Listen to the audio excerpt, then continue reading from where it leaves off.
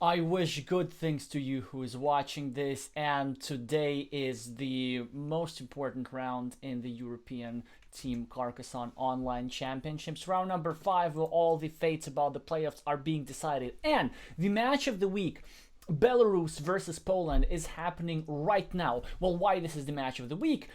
Because Belarus has won all their games, and I think Poland has won all their games as well. Also, incredibly strong lineup, the only team with 2 world champions. Can the rising Belarus give them a fight? The Poland will still be the favorite, but I think it's going to end up close. My prediction is 3-2 for either of the teams. And the duel to look out for, I think, is Maciej Polak with the screen name Terampula versus Lorelia. I forgot her name, but she's the highest rated player in Belarus at the moment. So let's jump into the game and see what's going on. And I hope to learn something from the world champion over here. So,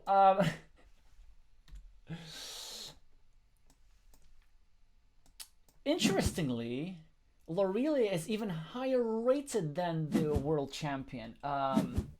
And she's drawing monasteries, not shying away from meepling them. That's the way to go. One of the monasteries is about to get blocked, but that's fine. Actually, it's already... Oh, that's a weird move by the world champion, because this is already blocked. So what's the point in putting this curve over here? And I'm saying that this spot is already blocked because this guy's out, this guy's out, this guy's out, so nothing can fit here anymore. Still, Lorelia will happily take her 8 points for the monasteries, and I'm liking for position, despite the fact that, that the Polish champion here is building a field that is already worth 12 points and could be and end up being 1, 2, 3, could end up having at least 7 small cities with 28 with 21 points in total. And this is a field that's hard to fight for, because this is one of those typical imbalanced positions, monasteries versus field, which means that the side with the monasteries cannot really fight for the fields, and so she's probably end up not doing it, and will try to take the points elsewhere. Also, this meeple here is looking a little bit sad. 1, 2, 3, 4, 5 crossroads are already out, and the Polish champion will likely try to block this meeple, or at least delay its release. Now another block. Ooh. Well, it's not so much a block completely, because there's this divider tile with which Lorelia can separate, but probably what she should be looking at the moment is maybe just trying to connect all the cities over here and build up a nice ruin. Oh! Maybe a mistake from Lorelia here, creating this dangerous connection. Because this is completely blocked now. So, okay, with 2 meeples, she's scoring 15 points. 16. Well, 15, but it's going to be 16. And with 2 meeples, Terran is scoring here 12 points. So if Lorelia can manage to keep this field small, then in this battle of these 2 imbalances, she will be on top with the monasteries. The problem for the Polish player is this small field over here. If okay, Lorelia now getting a nice tile. Yes, very good. Starting a new city, constricting the field a little bit. I'm still liking her position. Ooh, not now. So that was a key moment. With this block over here,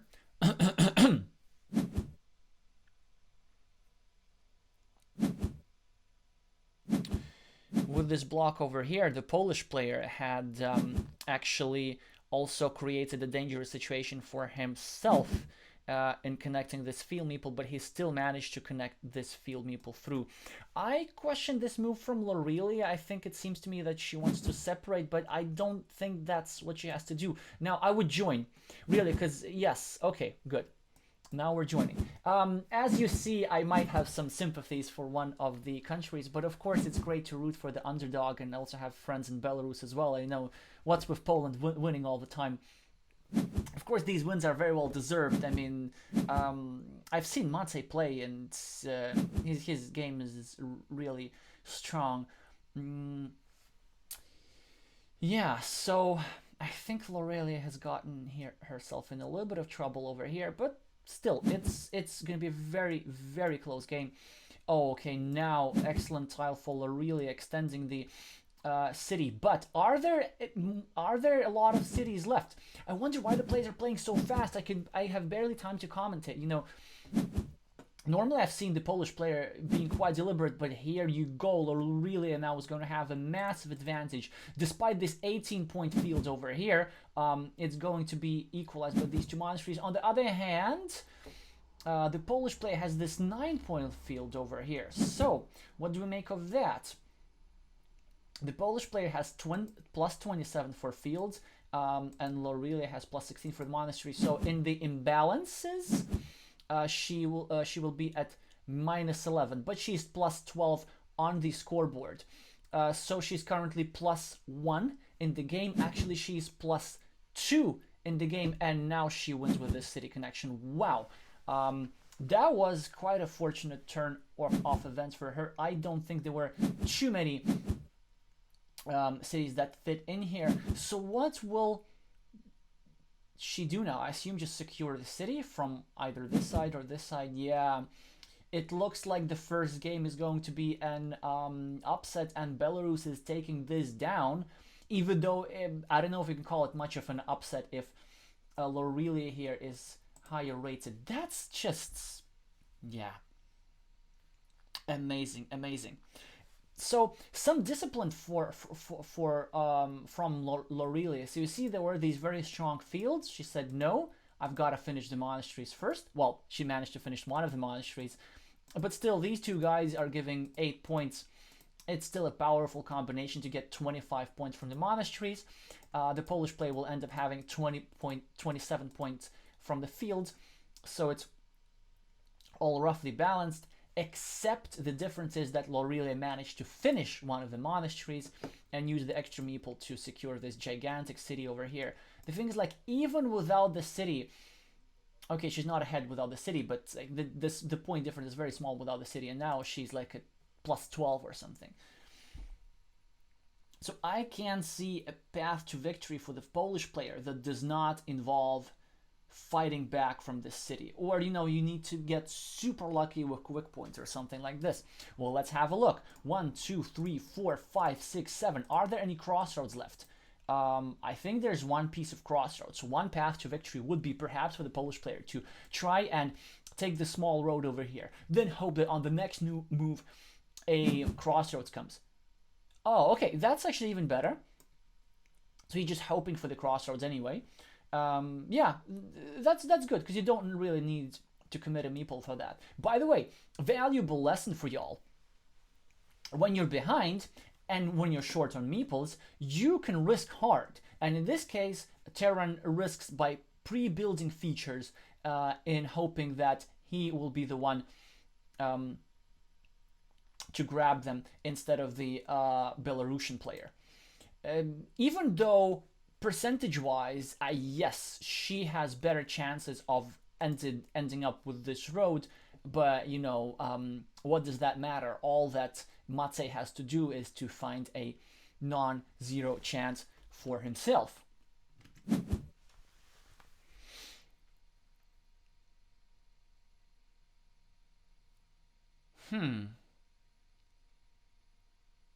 Actually, I wonder why Lorelia didn't want to protect her city. Well, okay. I think what Terran is thinking over here is, will he be able to connect to this city? That's one thing. Yeah, no, instead he's trying to pre-build this road, which is understandable.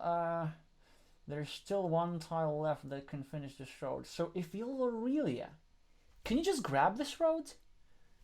Like, it's 6 points. What does it matter anymore? Yeah, there we go. Take it. And that's it. That's all she wrote. Even if Tehran manages to fight back for the city without any extra points, Lorelia will be, I think, 2 points ahead just because of this road over here.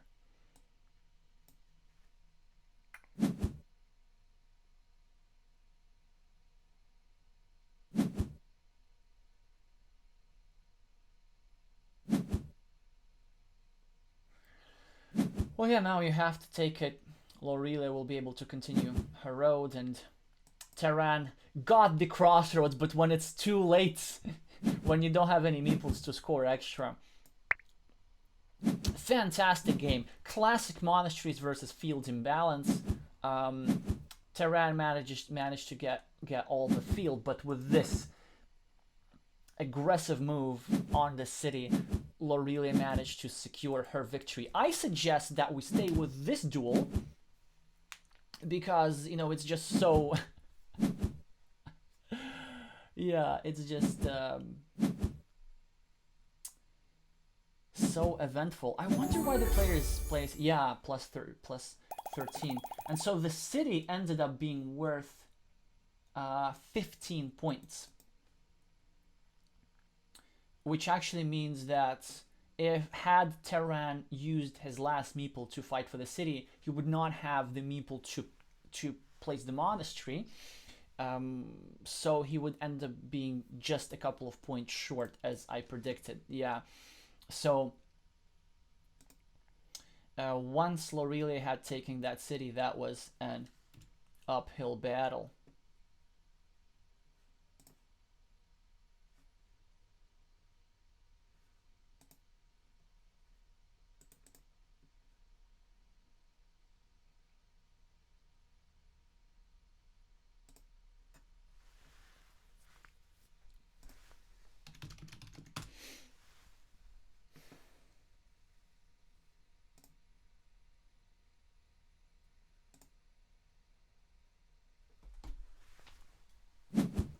We are in our second game now, and players have chosen to start pretty quickly. The Polish player with the early lead, it's always pleasant to be the first one to draw this closing tile, which Belarusian players, I assume the same as Russian players, call little dumplings. On the other hand, Lorelia with nice city prospects over here, and Tehran chooses just not bother. Yes, one of these cities is very likely to be completed. Now, that was a very interesting choice with the monastery. I think is overall correct to get these 4 points, but another interesting alternative for the Polish player was placing this over here and try to control this meeple over here. Yeah, so that's interesting. Not sure how I feel about adding a tile to your opponent's city, but it's kind of pays off now as Tehran creates a significant threat against this little meeple over here. Also, it double helps to block your opponent's meeples when these cities are in your opponent's field, because not only will she end up with a meeple trap, she won't get the points for the city, and she won't get the points for the field.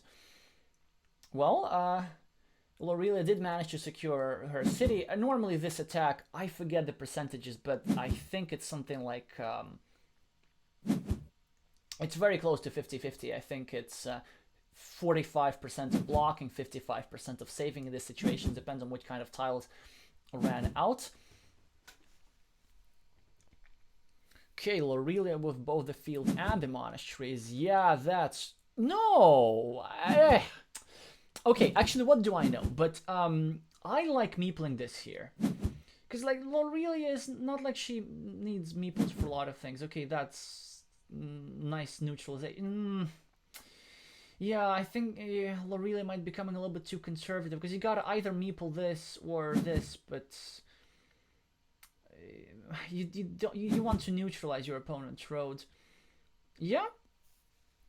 On the other hand, Maybe she decides that she's gonna need the meeples for something else, although I don't quite see for what. Yes, for small cities maybe, but most of the city tiles will be in this city anyway. As for crossroads, there's literally nowhere to put them, so she'll just end up putting them here or here. So there aren't really too many tiles to be saving meeples for. I like this move from Lorelia. She makes it harder for herself to complete the city, but she's just running away from possible attacking points.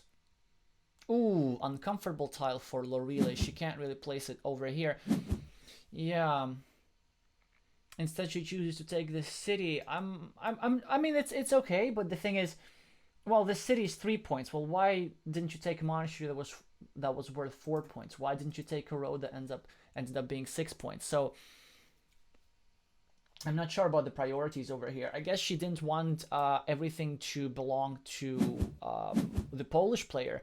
But the thing is, this wasn't a very juicy city or anything.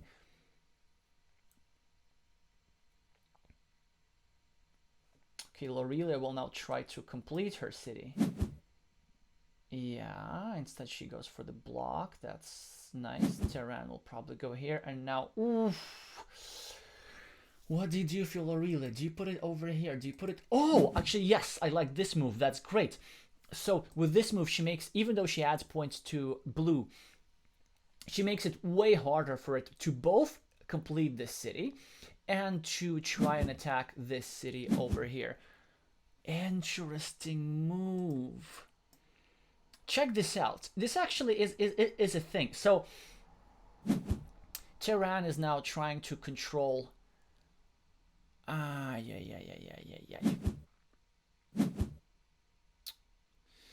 Lorelia did not manage to save her city. I'm not sure. Maybe that was a little bit too impatient. Maybe she just got a little bit unlucky. I'm not clear about what the odds were. But 1, 2, 3, 4, 5. On the other hand, there's only 5 tiles that fit here, right? 1, 2, 3, 4, 5. Oh no, there's 3 tiles that fit here because 5 of them are already out. And if Lorelia gets one of those, ooh, yeah, it's going to be a painful defeat for Lorelia. So much effort came here. And now she has to make a Sophie's choice, yeah. So instead of finishing her city over here and dropping a field meeple perhaps, she decided to secure her city from further attacks. Oof, it's hard to be Lorelia now, if you think about it. On the other hand, this city is fairly difficult to complete. She has a spare monastery that outscore this city.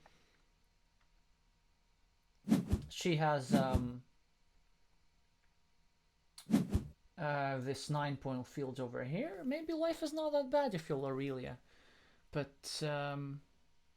that's interesting. So despite getting massively unlucky over here and losing the city so quickly,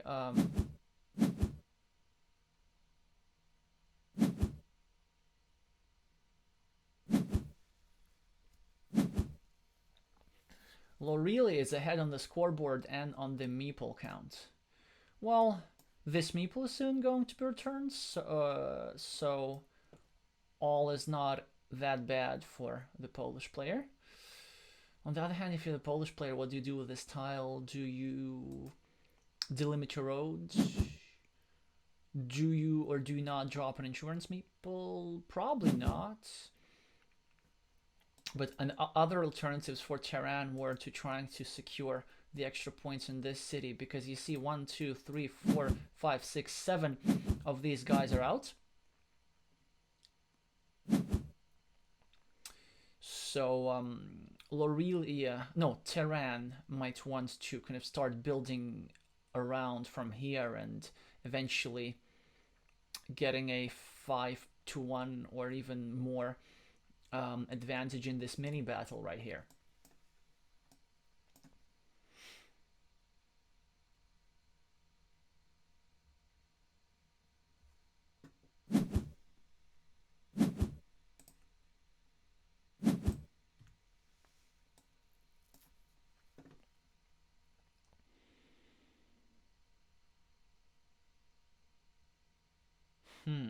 Tehran is now hoping to finish this city, which is why Lorelia needs to break it ASAP. Tehran might end up, yeah, getting himself a couple of points. What do you do if you're Lorelia? Do you... Not sure how big a fan am I of this move. But, you know, what do I know? I probably, if I were Lorelia, I would just finish this city up top. On the other hand, if there are many caps left, yeah, like this one, maybe it's not such a big problem to leave this guy open. But the thing is, like, you're connecting over here, you're connecting over here. What do you need these connections for? And also the city is fairly small. I think the purpose of this move was to make sure that the Polish player does not connect himself. But the problem is that red might end up being stranded with these two 1-point meeples over here. Oh, the Polish player is definitely considering this, which I probably would not do, because you don't want to free up meeples for your opponent, but just keep the 4 versus 1 advantage. Ah.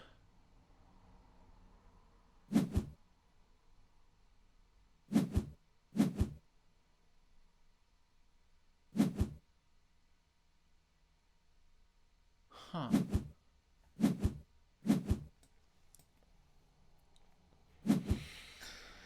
Well, I really ended up with a nice small field over here.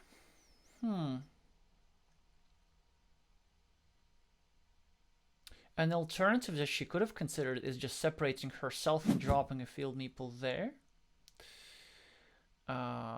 If there are no simple caps left, which could be the case, because there's just so many caps in this game. I mean, so many caps are already out, possibly. There's 0 remaining, we don't know that. Okay, I guess if you Terra now, you have to kind of go here to prevent the connection. But really, you just have to count up the tiles. Such a close game. The Polish player is at +3. From this mini battle, he is at +6. And then he has 9 points from these. So it's +15. Then 7 +22. Then here +2 +24. On the other hand, Lorelia has 1, 2, 3, 12, 18, 19. Huh. Interestingly. So Lorelia is actually behind with all these things over here. Well, I guess she would have to, yeah, just grab points. Still, I think she's 1 point behind. Tehran will now probably add 1 point for his monastery, making him 2 points ahead, if I'm calculating correctly, which is not a given at all. But I think what the Polish player has to recognize is that he can win this without any fields, if I'm not mistaken.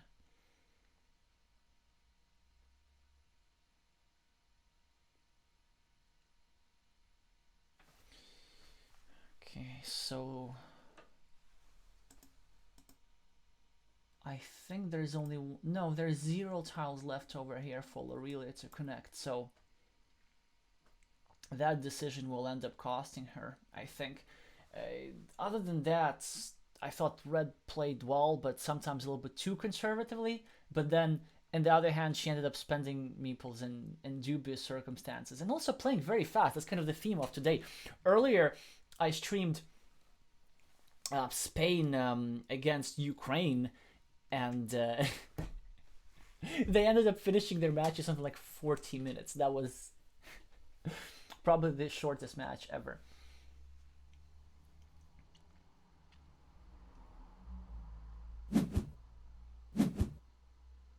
Was that necessary, though?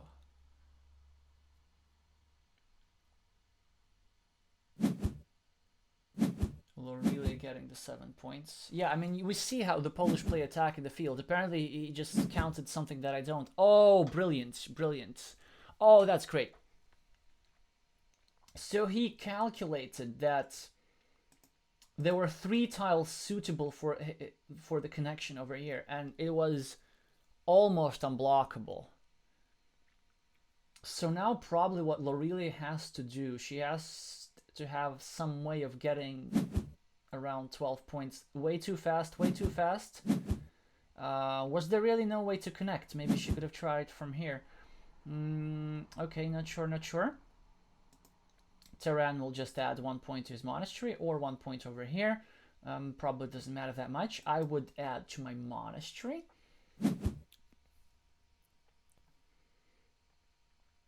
So now Lorelia has to just grab 4 points. Oh yeah, so the decision not to try to connect was correct, because there was simply no such option. Yeah, so the Polish player chose to win the traditional way with a good old field connection. I'm assuming he's winning. I'm not extra sure. Let's try and check that. Yep, he won by 3 points. Amazing stuff. Actually, fantastic move over here. So at first I questioned it because the connection looked super risky. But he actually calculated that he had 3 tiles that fit here, and you know, a very high chance that he would get at least one. Wow, congratulations to Matse, and it's 1-1, and we're going to have a decider game, and we're definitely watching this one because the players are playing so fast. So this means that when they're done with their decider match, decider duel, we will get to watch somebody else. In the meantime, let's just double check the score real quick.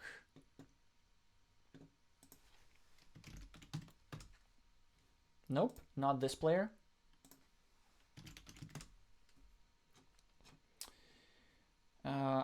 So Chick Bomb won against Cuba, a very tight match over here. I just realized that Cuba probably is pronounced the same as Cuba, the country. I'm not sure if the screen name has to do anything with that. Okay, so that's still going on. Ooh, so the other world champion, Tomasz Preuss, is playing against Ivax. Oh, and check this out. And Ivax won a massive match against the world champion. That would be another interesting duel to look at. So Lorelia we just watched, and Hitman would be probably the favorite. I think he's the team captain. Not sure about that. Ilya. Yeah, and he won. So Belarus is winning hard at the moment. So I guess let's go back to our Lorelia duel, just to see if Poland can fight back. That's one of the key matchups here, and we already see some tension. Lorelia with an interesting semi-block over here, that she started a new city at the same time, did not try to connect but went for the block. And now, of course, she is going to try to connect. Yeah, lots of tension in this game. Now, of course, the Polish player will attack this spot. Yeah, I like Blue's position. I'm not sure what this road meeple's all about. But, you know, why not? Okay. If you're Lorelia, what do? You don't get a saving tile. You might consider grabbing 4 points here.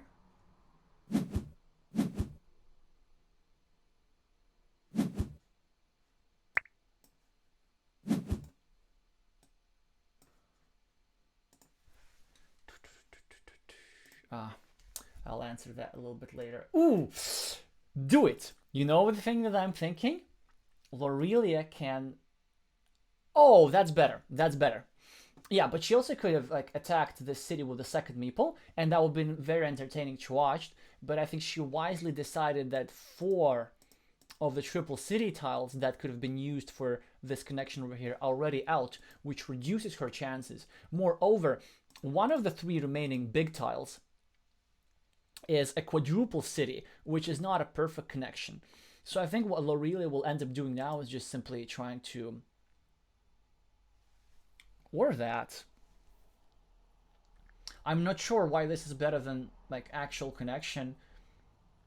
If anything, that creates some opportunities for a desperado. So the thing is, like, if one of the players, let's say blue, ends up being very low on their scores, then you can just try and connect here through a quadruple city, and you know, it's a viable option. Now, if you're Lorelia, you gotta think very carefully about where you want to place this monastery, because I can see two good options.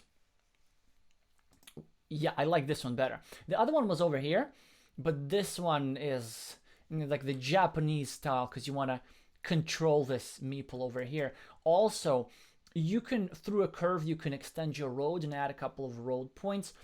And then, because there's a field brewing, in one of these moves, let's say after the first curve, you can even drop a field meeple with tempo. And given that 8 crossroads are still in the game, you can grab 2 points for this road and maybe 2 points for this road with a somewhat lucky run out. Now, if you're Lorelia, again, you gotta think hard. I would probably end up still taking this city, although it's a bit unpleasant doing so next to your opponent's monastery. But if not, what else there is to do? But she decides not to do it. She decides, you know what, I'm not gonna give blue any points. And blue says, you know what, I'm going to try and steal this city on my next move. What's she gonna do about it?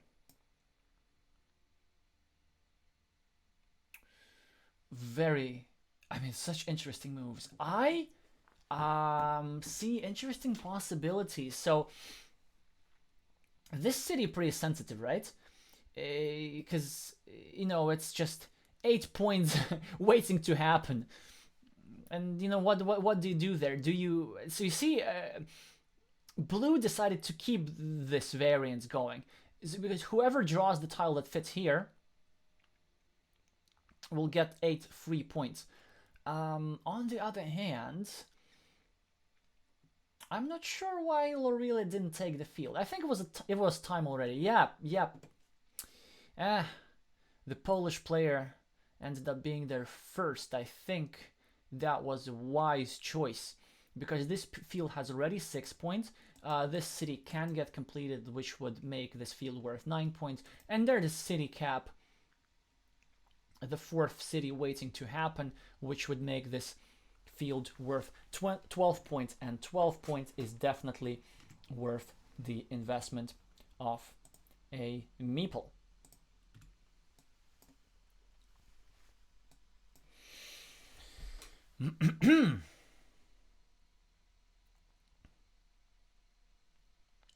It's interesting that both opponents, especially Lorelia, are not getting tiles that are easy to play. It's like there is some amount of awkwardness in the position, and wow, what a tile for Tehran.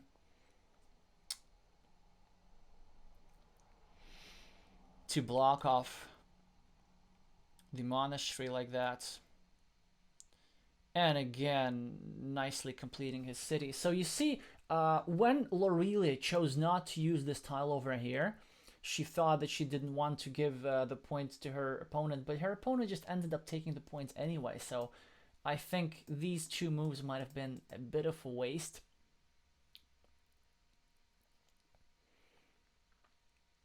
So if you're Tehran, you might think, oh no, he just goes for points grabbing stuff. Yeah, I think it looks like everything's headed into the direction of the Polish player in this game. So he's already has a 6-point field here. This is likely to be completed. Now he's attacking this stuff. Okay, so now tough choice for Lorelia, actually, yeah. So of course it's good that she continues the road, but now Tehran, if he wants, he can he can just freeload in all her efforts on her spending these tiles and connects. So it depends a lot on who draws the curve first.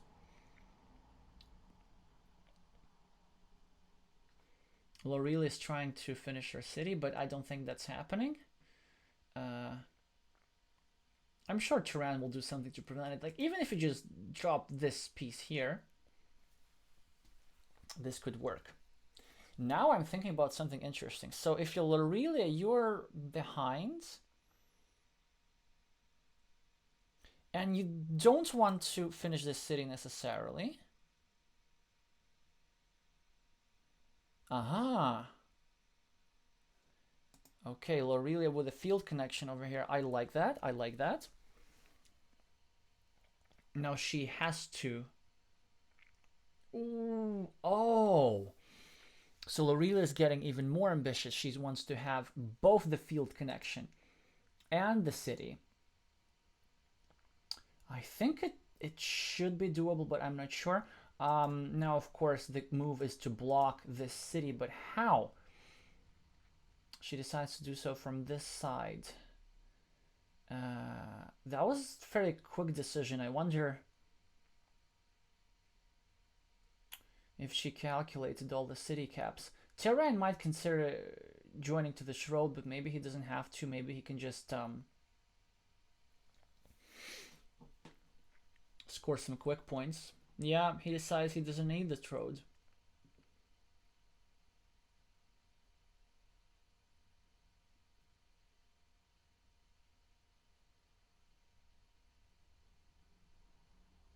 Second chance for Terran.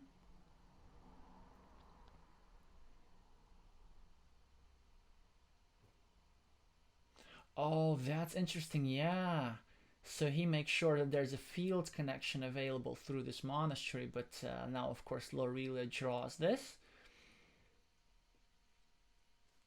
By the way, good job with the block from this side. That was quite precise from Lorele, because as you see, they were still city tiles with the road left.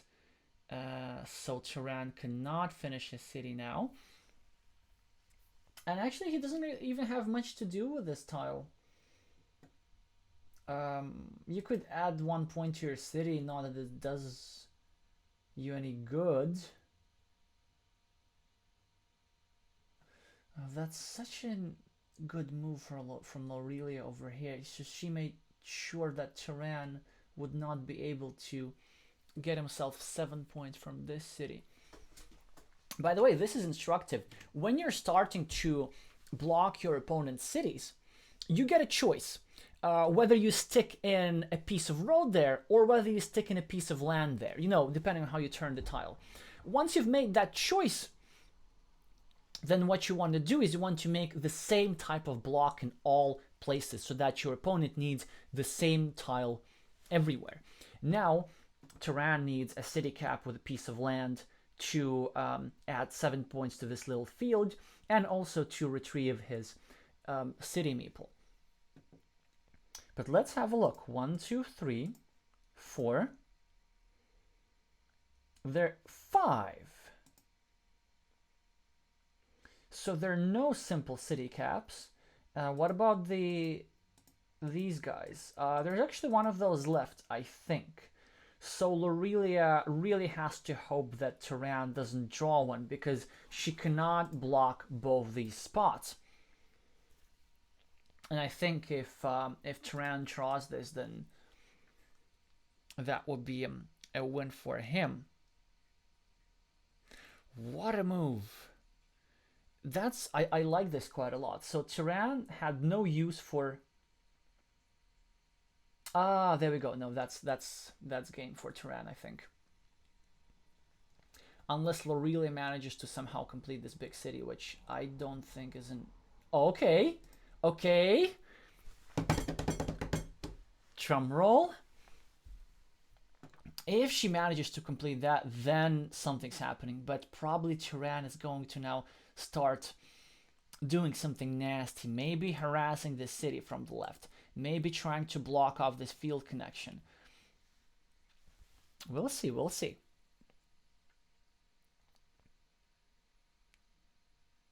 But it will be indeed very hard to win once that Turan has completed this city. That was a good blocking attempt though, so she went with the math on that one.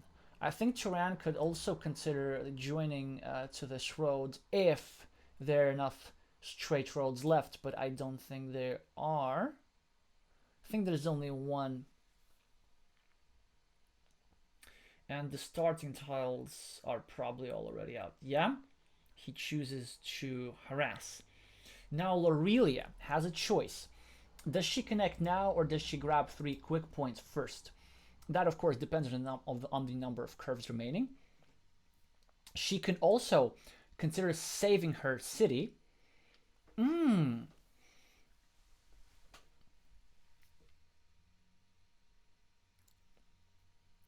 But she has to come up with something like really, really risky right now.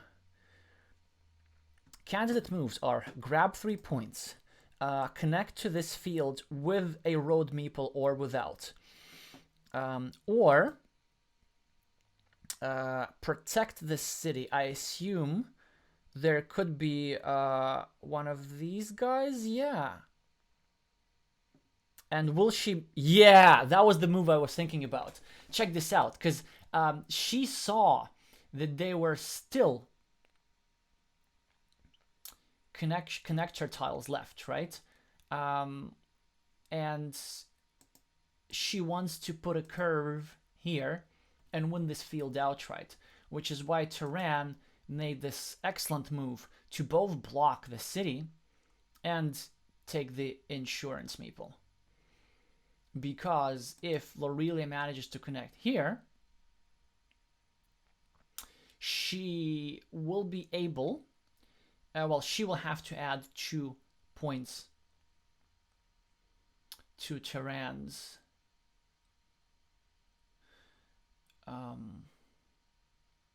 road, which means that probably Turan can afford to lose this field.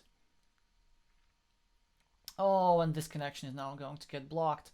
Very unfortunate for Lorelia. Well, she had to risk hard. We'll have a look at the point difference, whether the field would have been enough.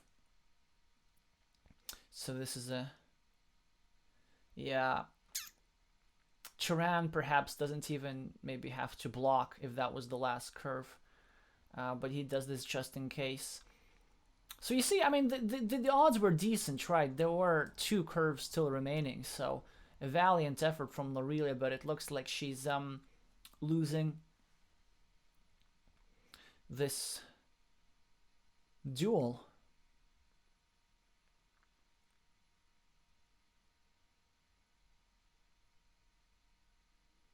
So what do you do for the Polish player? I guess just add 1 point to your road, or if you want to be extra fancy, you can try and connect, but I don't think there are any tiles left for that. Yeah, and there's the 3rd tile that would have suited Lorelia also, either for the city or for over here. Like, overall, very good choices, just the math didn't quite... No, not the math, the runouts didn't quite work out. Oh, yeah, and then he decides to complete the city just to grab extra 6 field points. 1 from this meeple, 1 from this meeple. Although that actually was a mistake, because... No, yeah, okay. The Polish player makes a mistake, because he actually ended up giving Lorelia 3 points from this city. Not that it mattered that much, but...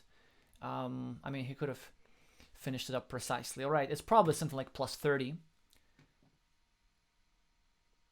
It's plus 32, which means that... had Lorelia connected successfully, maybe that would have been a nerf. Well, actually, no. So she would have scored 24 more points. 24. 22, actually, because of adding the extra road stuff. So 22 extra points would not have given her game. So she had to hope for the city. Anyway, fascinating game. Congrats to the Polish player. Nice blocks over here. Nice blocks over here. ended up being very aggressive looking game. So I wonder, it's unfortunate that both players played very quickly. I don't think we could enjoy every detail of their thought process, and there's something that I might have missed in their actions. So if there is anything interesting you'd want to discuss, please let me know in the comments. But now we're just going to update the score real quick and have a look at the other duels. So, how's Cuba doing?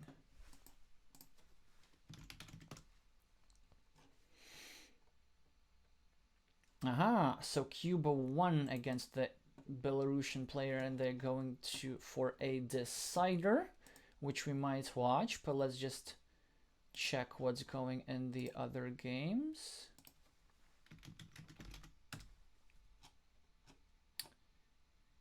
Aha, and there's another decider between Vadim Minchuk and the Polish player Mishny. Yeah, I think Vadim is the captain of the Belarusian team, if I'm not mistaken. I always keep forgetting which one of these two players that was. Lorelia. Okay, Lorelia just finished.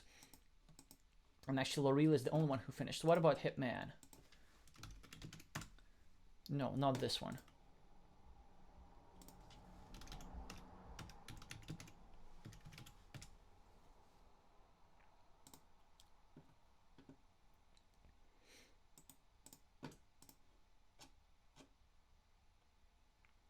They're playing another decider. I suggest we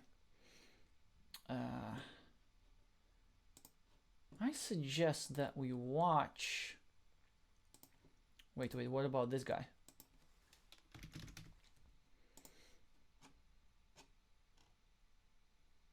Oh yeah, we need to end up the watching of this one because there's deciders. So it's deciders everywhere. Absolutely all games, all matches are going to end up with the score 2-1. So now it's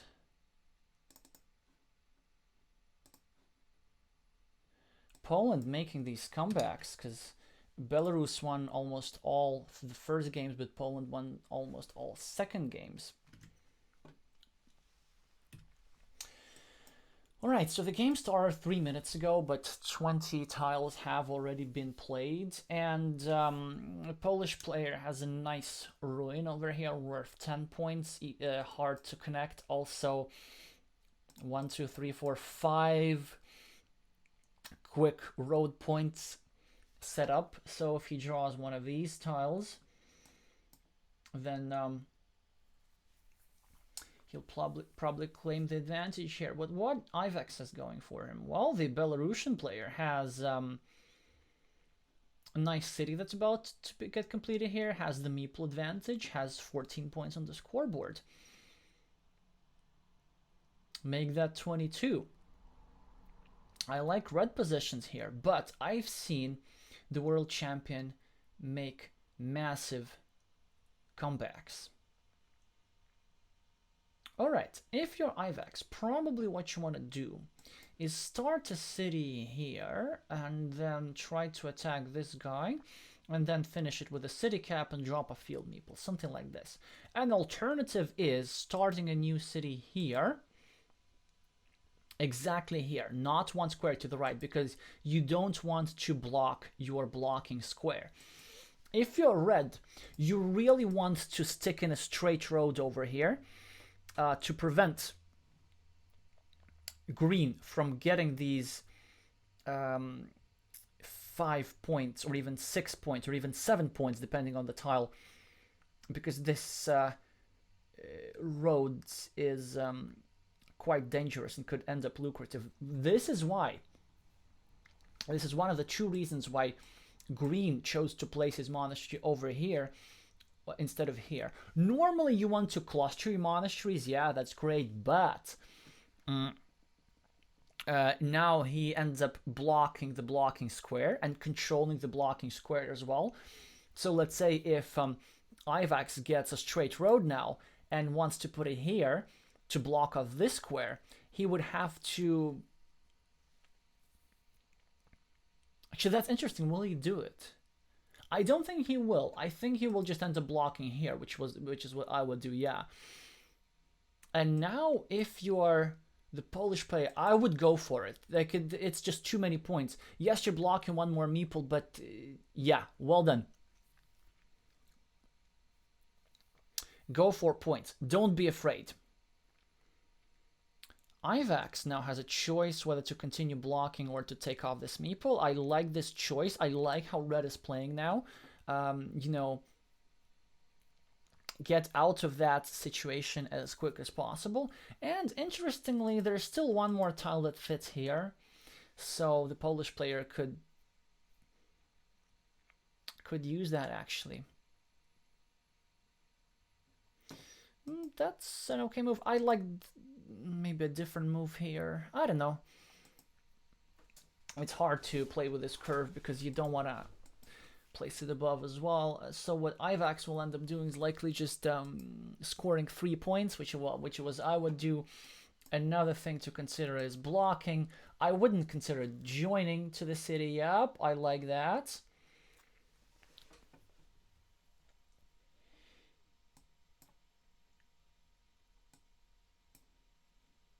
Very good. Now if red gets a straight line over here, he'll end up making this city completely... Well, not completely, but he will end up making this very difficult to complete. So ooh, the meeple situation looks not good. Even though the points are not looking that bad. Yeah, it's 30/5, but the Polish player has 9 points here, has 6 points here, so it's 15. And then he also has 12 points here, so that's 27. So actually, the Polish player is ahead in points, but we know that this can change very quickly. That is a spectacular move here. And I'm not sure I like the response from Ivax. The reason why this was a very, very interesting move is because this square was harder to block than it seems, because many of the straight lines were already out and many of the curves were already out. So the Polish player was hoping to get some sort of road tile, some sort of tile that fit here. Okay, so now the Belarusian player won the first coin flip. This was a tile that the Polish player could have used to retrieving this monastery meeple, which is now completely trapped. And now also the Polish player is not going to get a tile for immediate defense, so now he has to go for indirect defense, and he hopes to go for indirect defense of this square with extra value. Now he gets the coin flip, which is why I did not like this move from red, the first mistake from red, because red was ahead. And you do not want to leave your opponent even just a coin flip. Okay, nice move.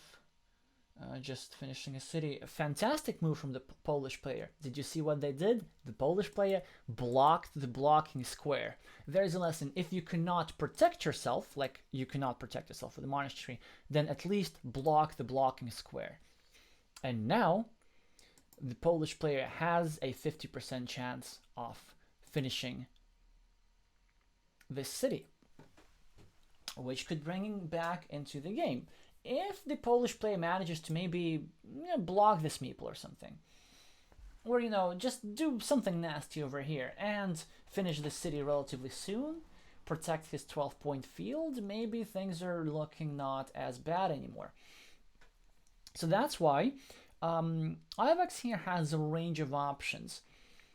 One thing that I like is going either here or here and dropping a field meeple. I think Red should start thinking about the fields pretty soon. With his stronghold on the meeple advantage, he can do things. Continuing the monastery is also fine, but I wonder why the Polish player didn't take an opportunity um, to risk the last meeple and score some quick 6 points for this potential ring road, possibly because many curves are out and he thought better of it. So now probably from the Polish player we're going to see a blocking attempt on this meeple. I think he was thinking which side's best, and this side is in fact better, because if you stick in either a city tile or a field tile, then this meeple will be completely trapped, because all the starting tiles are out that would fit over here, and all these tiles are out that would fit over here. Interesting choice by Ivax, not continuing their monastery. Yeah, you know, red is making some imprecisions here. So letting this risky spot, then not securing an extra monastery spot. Now Polish player almost managed to equalize with the meeple advantage. Okay, tough decision if you are green, because this field does not have any place to throw in your divider. So that's why he just adds 1 point to his monastery, but Ivax will now clean off this city cap. And the Polish player will have -3 in this exchange. But there you have it. Pretty big city ended up being completed. Still 12 meeple points. Okay, now we're talking about something. So of course this field is vulnerable. It can be attacked from here or from here, which is why the Polish player might consider grabbing a second field, but he kind of has to grab quick points now, doesn't he? Perhaps he can grab the quick points here, make it harder to attack, because there are not too many road tiles left. Am I correct? I don't think there are many road tiles left, which means that depending on which tiles are left, instead of taking the second field, you can kind of secure it by scoring 3 points over here and then sticking a road over here, just making sure that an opponent would need a road tile together with a field to connect here. Yeah, difficult tile to play for the world champion, but definitely the right time to be going into the tank, which is exactly what he's doing. Calculate all the tiles.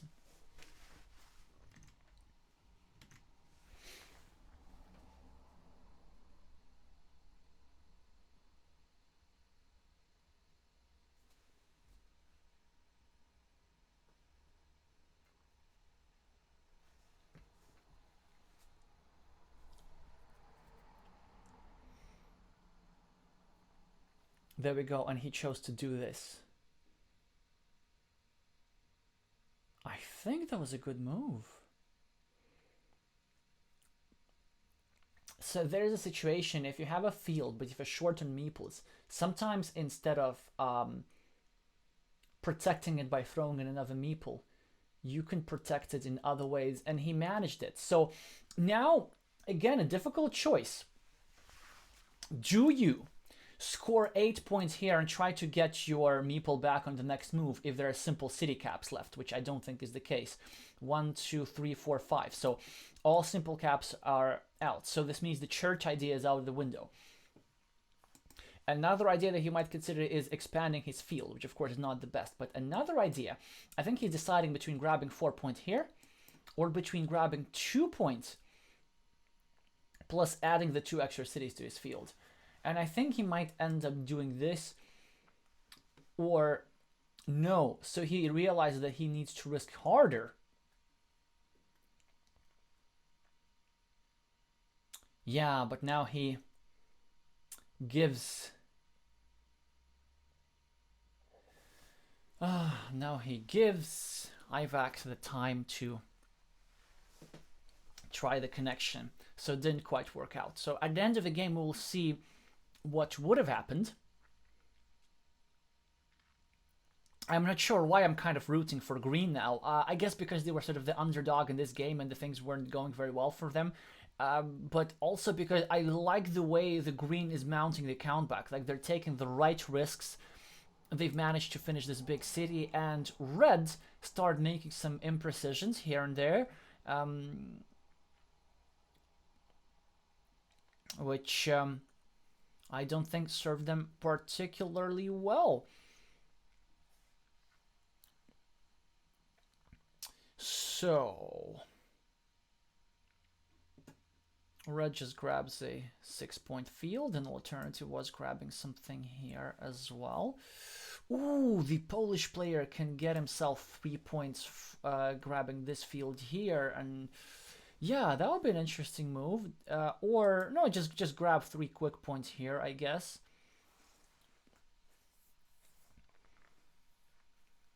I think the logic of the Polish player might be like this. So whilst he has an advantage on the field, everything is fine. But if the red manages to connect, then possibly he will still have the chance to re-attack. All right, Belarus will probably go here.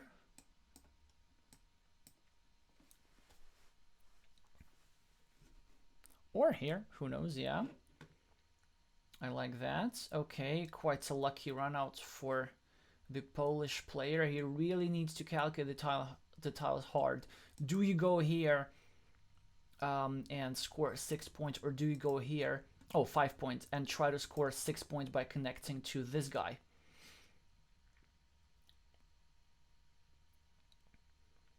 Ivax getting some nice quick points here.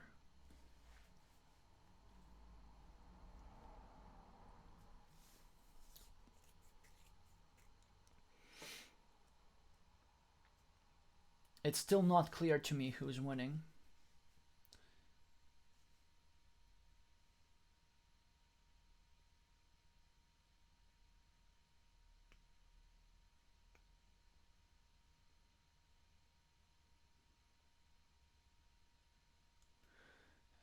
Well, I guess probably red is winning. If he just takes these 4 points, and then he will have one more tile to play, or an alternative that he's thinking. I think he's also counting the points, because he might be thinking of some dreams to finish this city. But probably he doesn't have to. Yeah, this is the kind of position that is quite hard to play if you are not that experienced. Because it involves a lot of tile counting for many of these scenarios. Yeah, and that's the world champions' bread and butter, positions like this. So he chooses to risk. And he miscounted the tiles.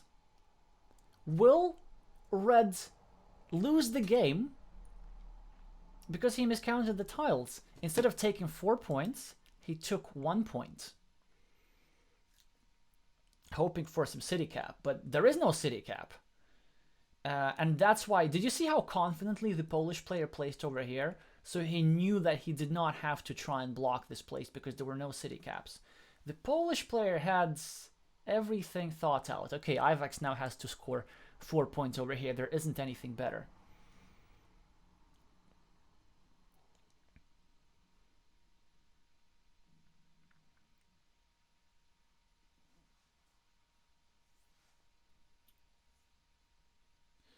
So the Belarusian player will end up having 3 points less than he could have. Will that impact the game? The outcome? We'll see. Okay, so he actually missed another point scoring opportunity. So 4 points the Belarusian player missed. Of course, if there were 4 points in the position he had to, he still won with 1 point. What a dramatic game. But the red player had this move over here. He could have placed this tile here, scoring 3 points for the roads plus extra point for the monitoring. He missed that. Yeah, not the best technique at the end, but still it gives Red the game. But did you see how close the world champion managed to get this? I enjoyed his performance very a lot. Still, well done Belarus for taking down such a strong player, and with that the score is 1-1. So we need to look at the other games and see. I just need to double check this one. That was a decider, right? Yes, that was. Ivax ended up winning. All right, so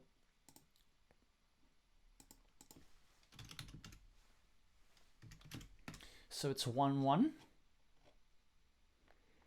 And then the Belarusian player Ilya won against Maryland, so that's 2-1 for Belarus.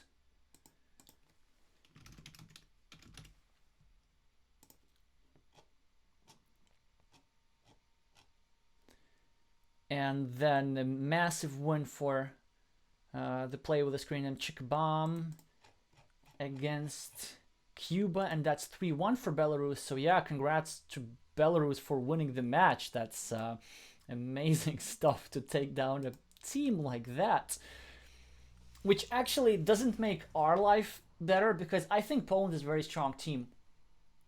So now Poland is going to be not the first but the second in their group, which means that they will be in the same bracket as my team, Latvia.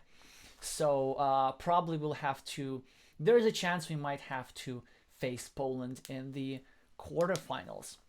Well, that would be a tough match, but I mean, if Belarus can do it, maybe we can do it too. But let's see, was it 4-1 or was it 3-2? So what about Vladimir?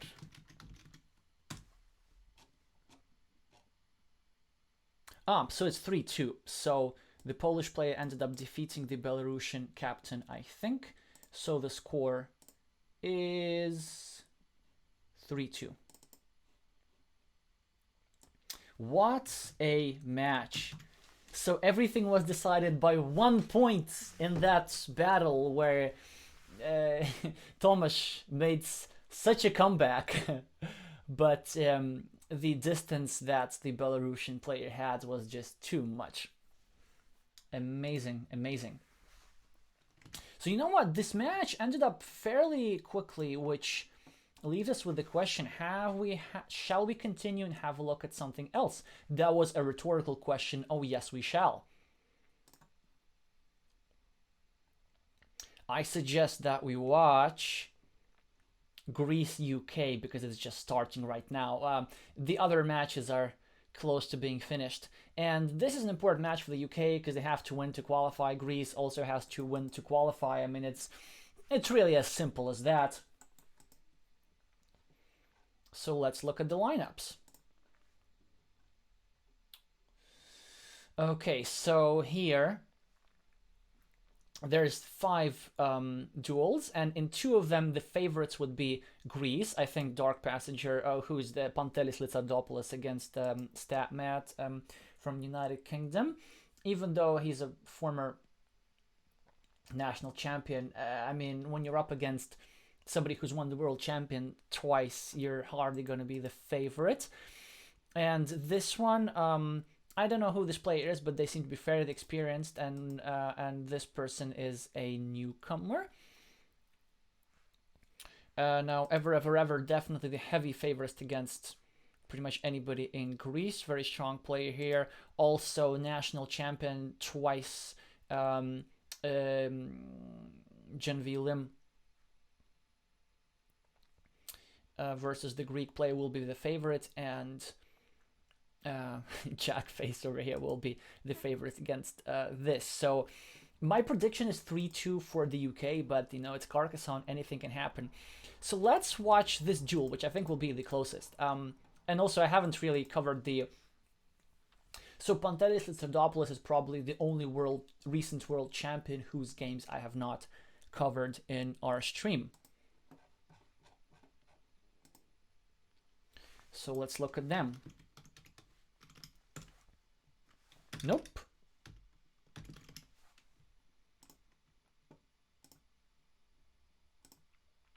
The first game is about to end. But it looks like the yellow playing is not, so StatMat is doing not too bad against the former world champion.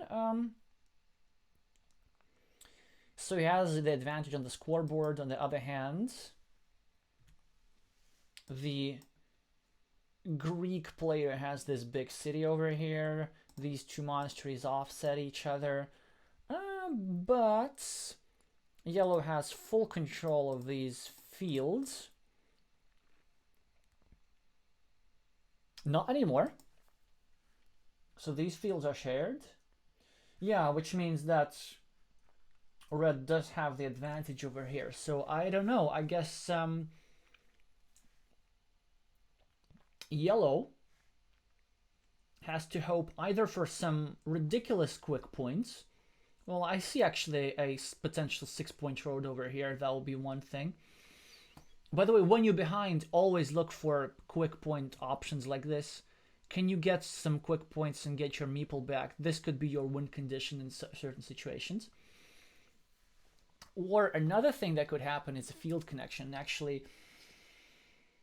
I see that your monastery with the roads. Nope, no, monasteries are out. Because monasteries are out, it makes it harder for StatMat to connect from below, because this is a field connection spot I've been thinking about. Other than that, I don't think there's a lot, so yellow will need to create a field connection spot himself.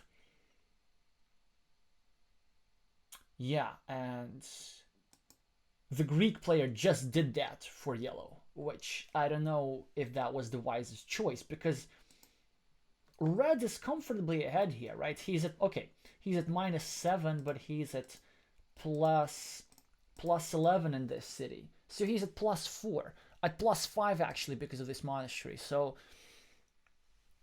okay, I see he was trying to block this guy because then the yellow player would equalize, literally equalize. But now, yellow has a range of options. He can either protect his city and hope to equalize here, or he can forget about the city and then drop a field meeple here. Because this field is 15 points, it will probably be enough for a victory. And if he gets a good connection spot from here, then it might be the win. A third option would be trying to get the 5-point difference elsewhere. Just adding a point to his city, and then hoping for a crossroads or something for another quick point. So let's check that out. 1, 2, 3, 4, 5, 6, 7. One crossroads still in the game. So instead he decides to go for this. Now Dark Passenger Pantelis will be ahead by, I think it's now 7 points. So the only option for StatMat is the field. By the way, this would have happened already. Had StatMat gone here and tried to connect, the connection would be there. So I'm not sure if that was the most ambitious move. On the other hand, if you're hoping for the crossroads, and if he had gotten the crossroads, maybe he would have gotten closer. But the thing in these situations, when you're behind 5 points, it might feel like it's just a small difference, but actually it's a huge difference. Like, it's just so hard to bring yourself back, because you get 2 points, your opponent gets 2 points, and you just keep chasing and chasing and chasing with the same number of meeples. You usually have to get extraordinarily lucky. You have to get a lot of quick points in order to catch up. Okay, one thing that you should be considering now is a field connection again, because like, how else do you win the game? But the thing is, does this work now? if you put this here, let's see how many curves we have. 1, 2, 3, 4, 5, 6, 7, 8. So one curve left. 1, 2, 3, 4, 5, 6, 7, 8. Yes. So if you put it over here and you try to connect through a curve, will that work? More likely than not, no. Doesn't mean that it is not worth a try. Again, any chances that are non-zero are good here.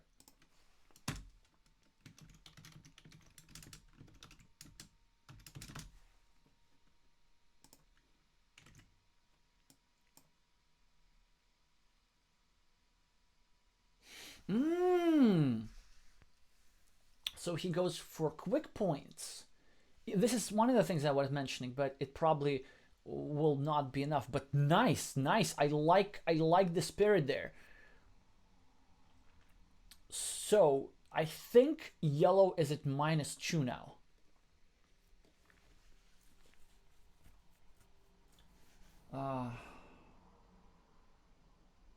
So red will grab a 6-point field, right? He'll just need to choose which one to grab.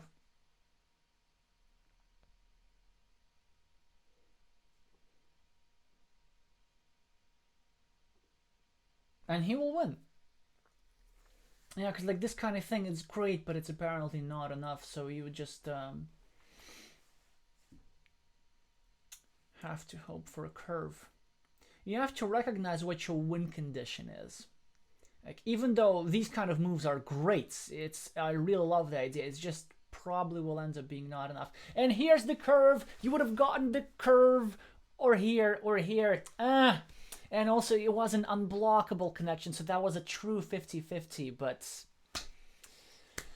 the British player missing a 50% chance to win the game. Or I don't remember, depending on who was, he was the starting player, so 50% chance. 50% chance against the world champion is great.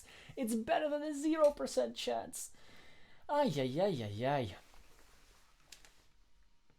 That's all is true if I calculated the points correctly. It's like it's going to be embarrassing now if yellow actually wins. Alrighty.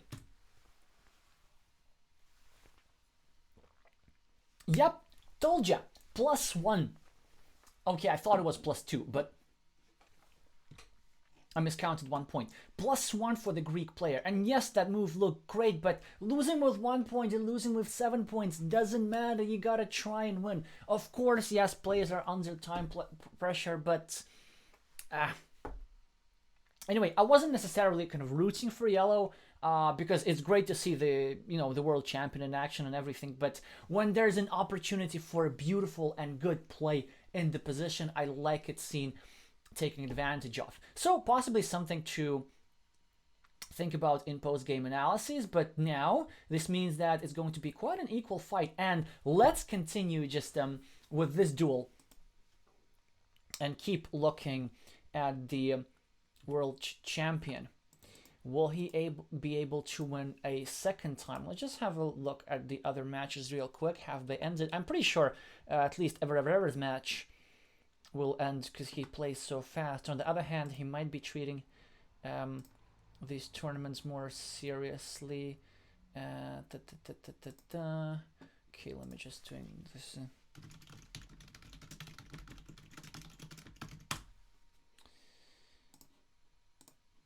And never mind that.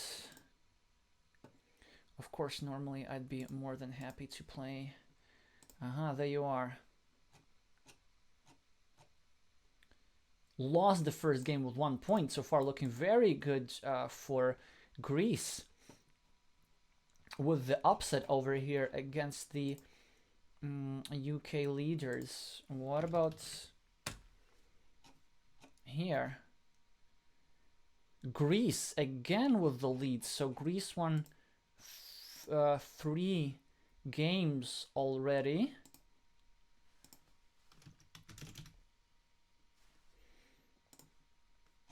What about Genvilim?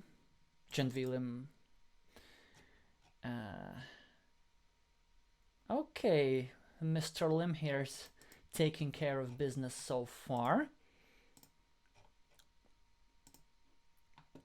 I wonder why their captain Dan Chard is not playing in such of an important match. One thing that this could have something to do with the new rule, because when you have first of all, the new rule is that you have, by the way, Jackface so far is took care of his game, so it's 3-2 for the United Kingdom. But Greece with the upset here in the key duel against Ever, I think that's the one.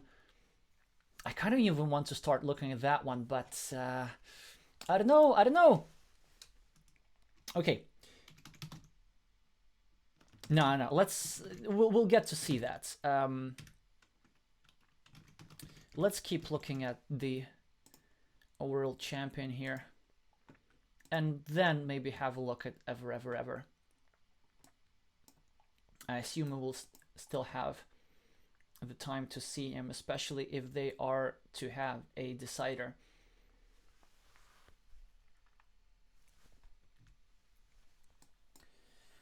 All right. Oh yeah, so I was speaking, I wonder why Dan Chard is not playing, and I think one of the reasons could be this. The new rule that dictates that, first of all, each team has to list a minimum of 8 players rather than 6 players like last year for the tournament. And the second part of that rule is that each of the players has to play in at least one of the matches. The purpose of that rule is that the organizers want to make sure that the maximum number of people get the experience of playing in a serious competitive international Carcassonne tournament. As the result of that, some teams need to get quite strategic into when they line up their best players. And it is possible that perhaps the UK just realized that they needed to line up their remaining player. I forgot the screen name, something like Lime something, but they are playing in another duel now. And perhaps that's why the captain could not play, just because they needed to line up the people who had not been lined up yet. And reminder, this is the last match of the group stage. And by the way, this means if you don't line up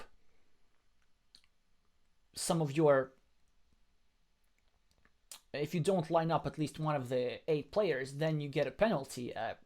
So you lose a whole point in the tournament table, which basically this means that you just have to line up all these players. But there could be another reason, perhaps. Dan, is a captain and has a deeper strategic idea. By the way, if we look at this position so far, Red, the world champion, is doing great. So this road meeple, even though I advocate for this move very much, ended up being quite sad. Now Yellow makes a good move protecting this city indirectly, and also now he has the option of protecting his city with extra value. If Yellow draws one of these 3 remaining crossroads, he gets to score 3 points over here and at the same time protect. It's always good if you can protect with extra value, but this is not happening because the Greek player drew his curve first. So I guess if you're Yellow, well, first of all, you got 6 points here. That's not a lot, but it's not 0. You just have to continue and try to score as many points as you can. And which is why the Greek player will immediately neutralize this. Excellent tile for StatMats to score 4 points over here. And also start building the city, which will have the advantage against this road meeple. Some less experienced players might be afraid to do that because you're kind of breaking up your own city, but it's not a problem to break your own city if you're also breaking your opponent's road. So Yellow has to do that. Because if you don't do that, then on the next move, with one of the 7 remaining crossroads, red will end up taking these points, and also he will end up securing his roads like this and harassing this city. It's like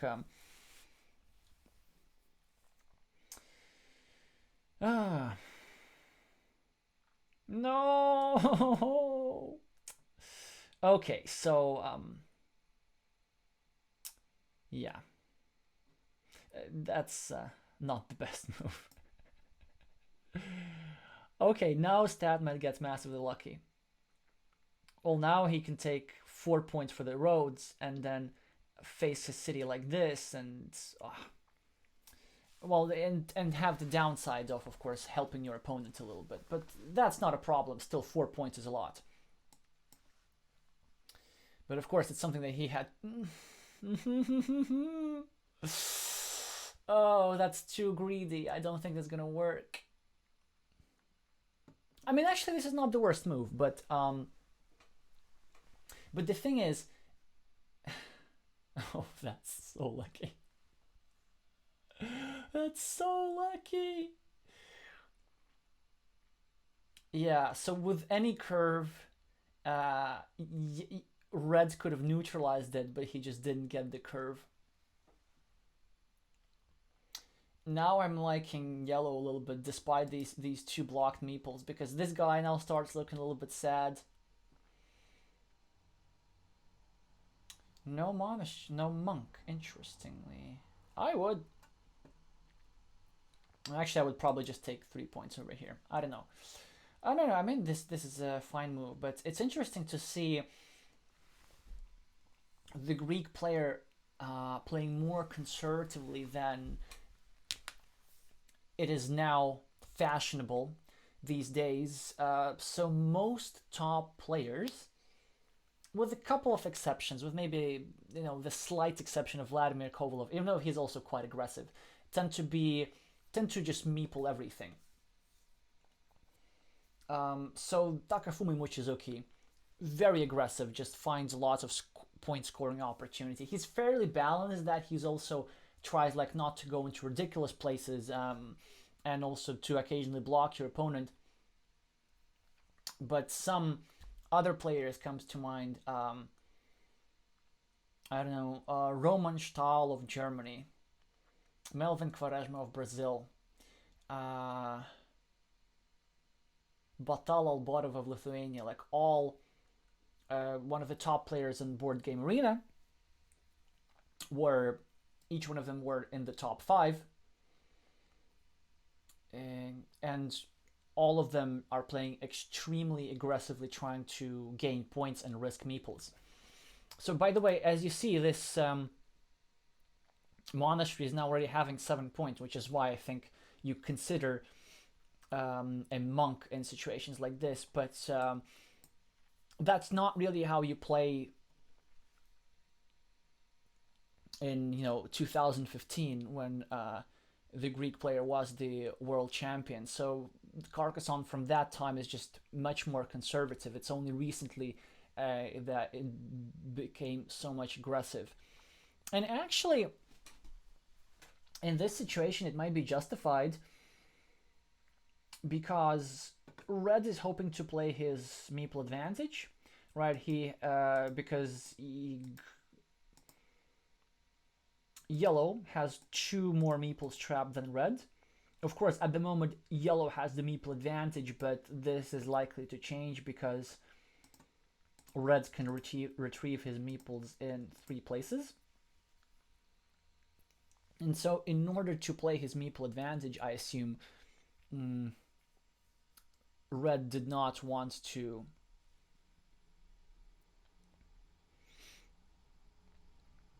go over here. By the way, I'm not sure if I'm a huge fan of this move, because the thing is, I probably instead would like to take 2 points and indirectly a third, and also kill off this monastery spot. Because if red gets the monastery, that's right the comeback for him in the game. Expanding this field massively now will just build it up with 2 meeples. That's really, really dangerous. So I think with this tile, you would have to not only get yourself 2, potentially 3 points, but also kill off this monastery spot. That's fairly important. All right, yellow will now go for the field fight. I mean, these moves are okay when there are fewer tiles left that fit here, but at the moment there's really enough. So first of all, if you want to block that, you need to really follow up quickly, otherwise this move doesn't make any sense. For example, there's one city cap with a crossroads left, right? And then if red draws that, then he gets extra value in the form of these 2 points and gets his meeple back. So now if a yellow, for example, I would probably prefer instead of connecting to the field, just going up and starting an attack, because, you know, if you're gonna start the block, why not complete it? Yeah. On the other hand, yellow has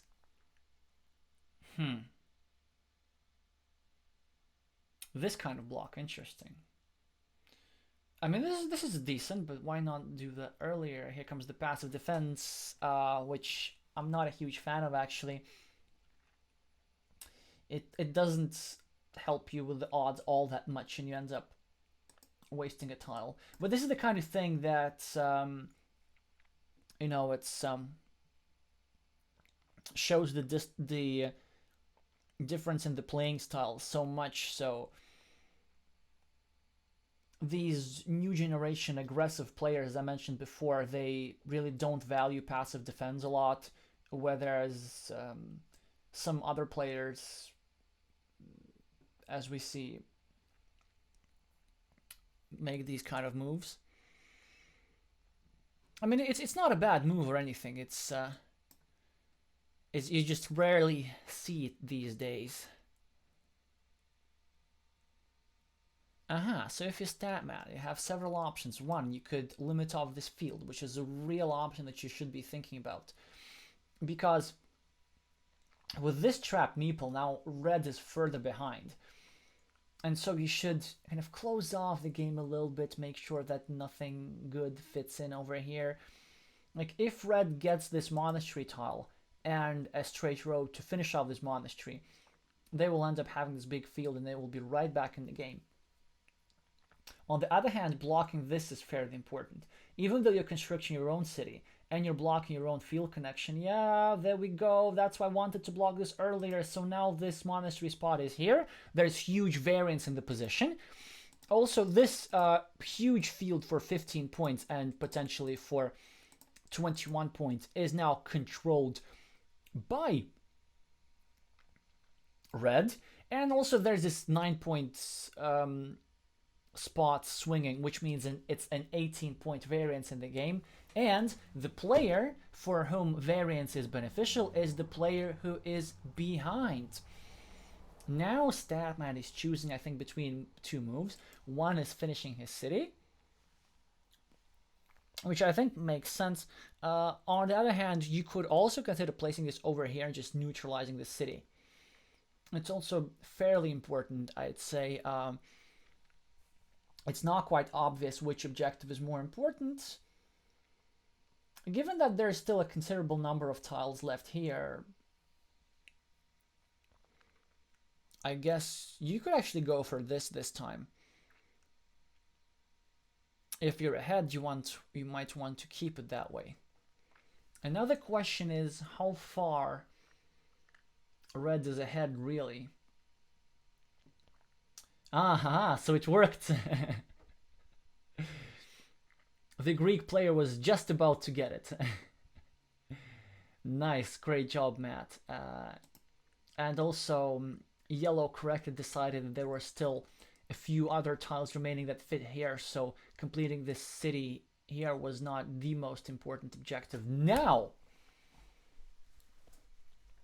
you gotta think carefully about your win conditions. Is it essential that you connect to this city? Yeah, that's good, but I think another thing that Matt could have considered is placing a field meeple over here. I love these kind of moves. You see, because like if you place a field meeple, then you get to connect to this field with extra value from here, and also to this little field. On the other hand, you do relinquish your meeple advantage, so I think it's okay not to place there, but I wish Matt had considered it. Now actually it's probably even better to place a meeple at some point, because this little field will have some extra value from these 2 points. This move also really good, you know, trying to break this guy. And that is interesting. The Greek player chose to unify the 2 cities, just so that Matt doesn't do that and does not get the point for himself in the future. Well, now it's easy. Okay, so yellow won the swing, and probably with that the game. 1, 2, 3, 4, 5, 6, 7, 21 points, which means that yellow can win without fighting for the fields. That's something that yellow needs to recognize, because these 2 meeples cancel each other out. Plus 21, so now he's at plus 28, but because of a 21 point field, he's at plus 7 and he has an extra meeple. 7 points and a meeple is more than enough advantage to win. Especially now. Do not fight for the fields if you're yellow. Just keep grabbing points and you can win. Of course, you need to prevent the field from growing, which is not the best tile to do this with, because you kind of have to. It's not even obvious if you need to score this or not. I guess you probably still have to. If you're yellow, what you want to do, you want to join these fields as soon as possible. Or you just want to start your own field somewhere. Maybe there's no other good spots, but maybe you can just start a small city from here, or from here, just at the very bottom. But I think the Greek player knows what he's doing. Like that experience, he must feel that yellow will be lured into the field fight. But we'll see.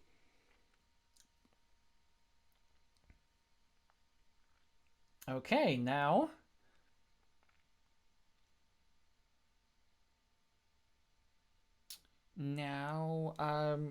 yellow has the chance to pick off another city cap, which is very good for him. He just need to resist the temptation to place a meeple.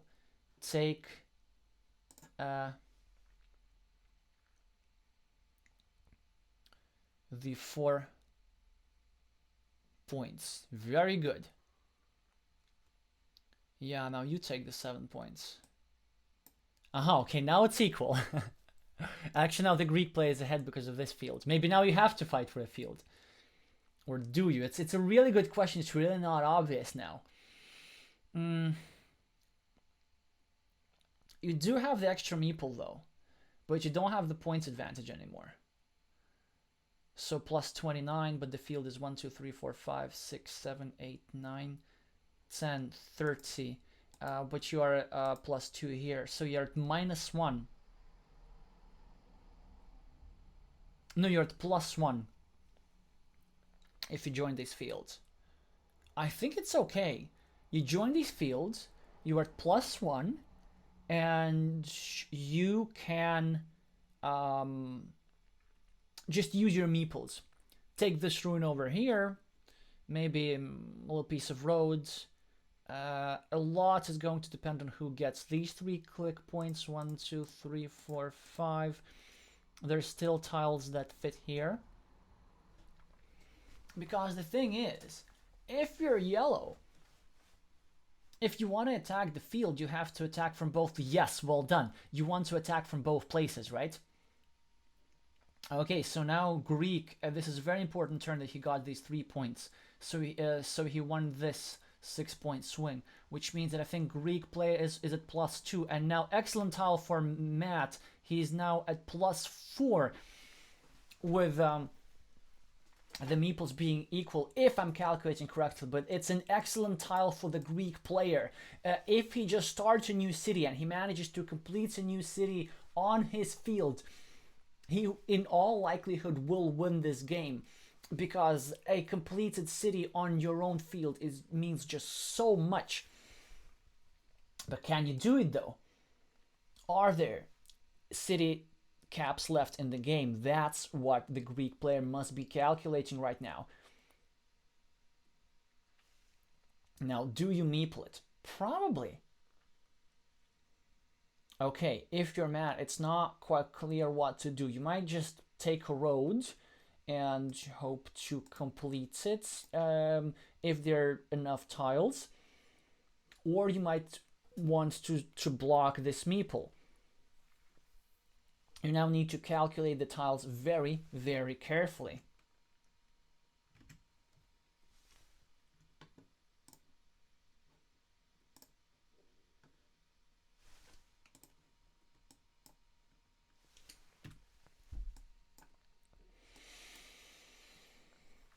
Complicated position.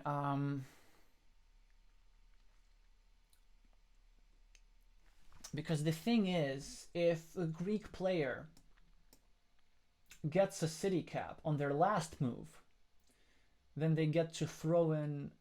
Ah, interesting. But why this road and not the other road? Because if I understand correctly, the other road had a chance of completion, and now... Wait a second. So... he was at +4.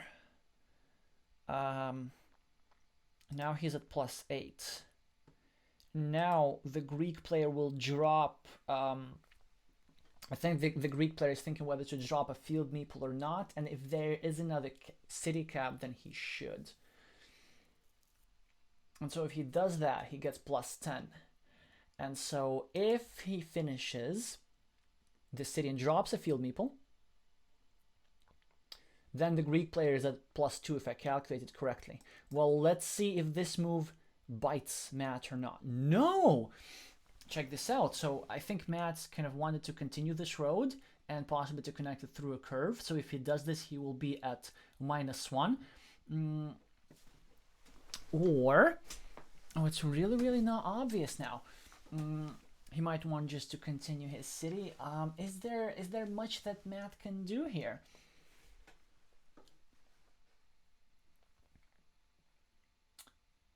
Yeah, just continuing his road.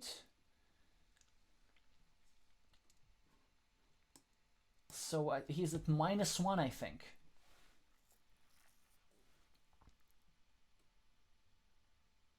I forgot who started, who's going to have the last tile. Also, yellow has only 3 seconds. Does yellow even know he's at -1? Is yellow even at -1? Am I calculating this correctly? We don't know that.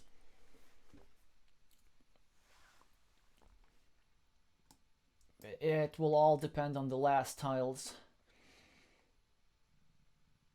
Is this 3-point road worth taking? Maybe. We don't know that.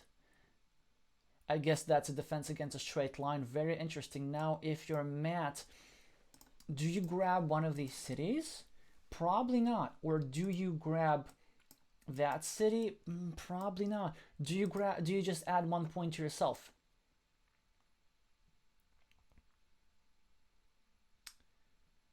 All right, so Matt is at +1. If the Greek player takes this 3-point road, which is the best move, there is no other move, then he will make sure that yellow has to score 2 more points. So if there is a curve, then yellow will tie this game. I forgot who started. Maybe maybe yellow, maybe red. I think a move that red is considering is this move over here. But it's... So is there a curve or not? No! Oh, wait. But the thing is, it doesn't matter. Because with this move, yellow added only 1 point to himself. Yes, he added 4 points to his city, but he also adding 3 points to red's fields, which means I think, again, Pantelis Litzerdopoulos has won by 1 point. Let's see if my calculations were correct. Oh no, never mind, never mind. I was being super thick all the time. Anyway, but I hope it just made everything more interesting for you. Why did I miscalculate this? Oh, and I guess like a bunch of you must have been, oh, you know, we have been seeing this all along. Oh, what a game, what a game. I think I just might have counted an extra city in red's field. But fantastic performance from Matt over here, because he recognized that he could win this without fighting for the field. This is something quite important when your opponent has a stronghold on the field, to realize what your win condition is. And he ended up pursuing it. Moreover, this road meeple was, I think, very good, because it made sure that the Greek player was not able to take this road. So there were 2 4-point roads available, and yellow took the road that was more difficult to grab. Initially, I was advocating for yellow to take this road because in theory, and actually in practice, there were plenty of tiles left. This road was finishable. However, yellow recognized that he did not even have to finish this road. What a game, what a game. All right, I guess we have to watch the decider, right? And the players said they're going to take a 2-minute break. And during this 2-minute break, we, of course, are going to have a look at how others are doing.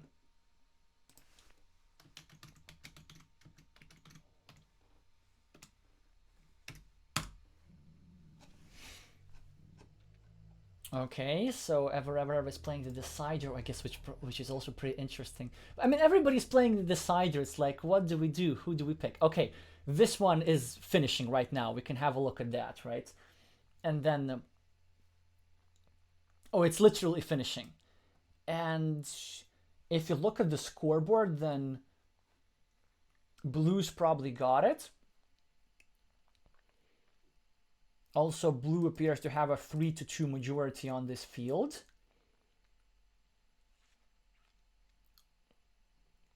Yellow has this city, which looks to be scoring a little bit less than this field.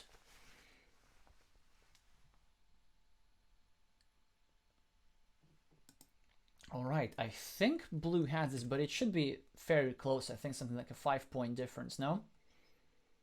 Nope, I'm wrong. It's plus 20. Okay, congratulations to Nick, who's playing blue and making the comeback and winning the duel, in which he initially was the favorite, but yeah, it ended up being much harder than it seemed. Okay, so it's 1-0 for the UK. What about the other players?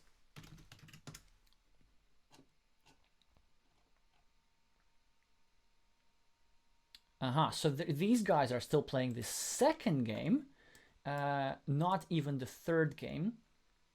What about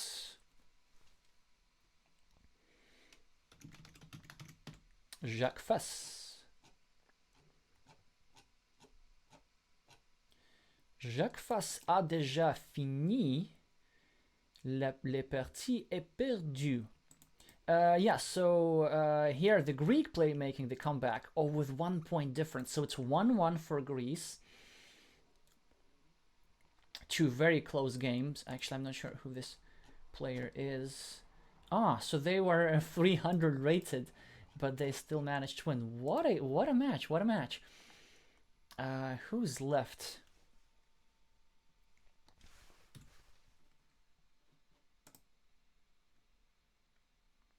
Oh, yes.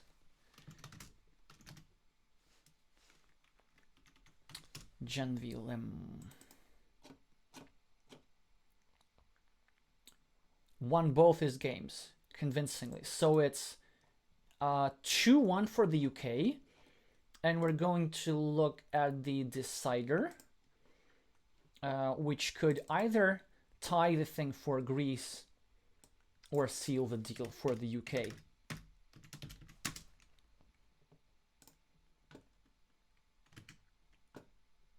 Alrighty.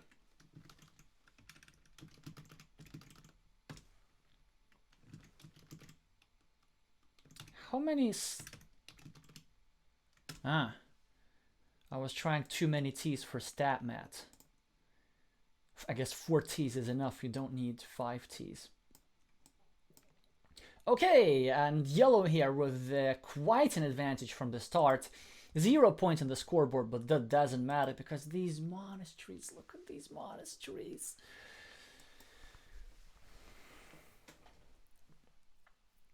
Stat might be considering blocking himself, but I would not do that.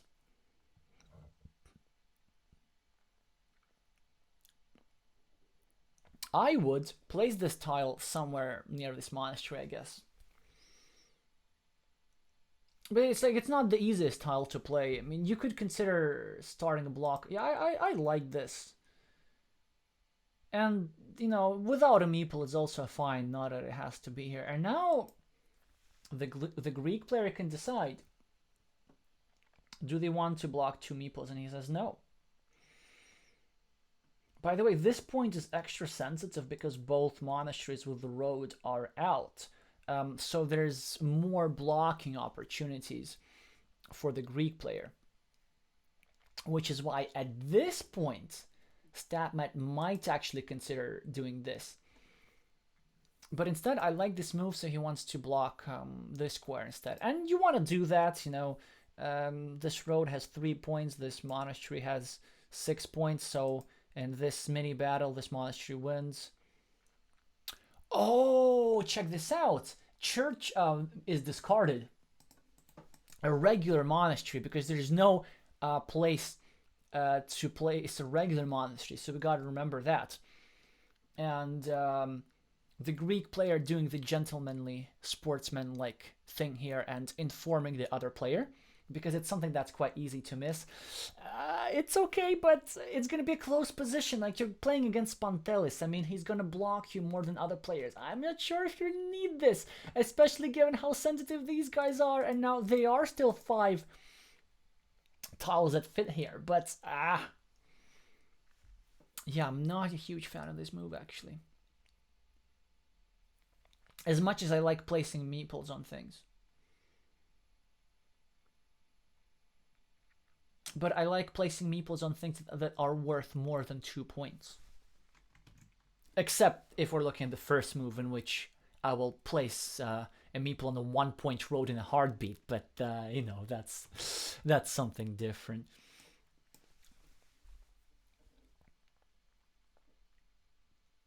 Okay. So, double-edged move, of course, one red is continuing his city, but then he's also given up all hope on trying to block this spot. Because this spot is now not blockable. Now a problem for StatMat. You want to take this road, but you can't, because then you will be endangering your meeple. So I guess all you just need to do is go here. An alternative is going here, pre-building your road, and also creating an attacking platform on this city.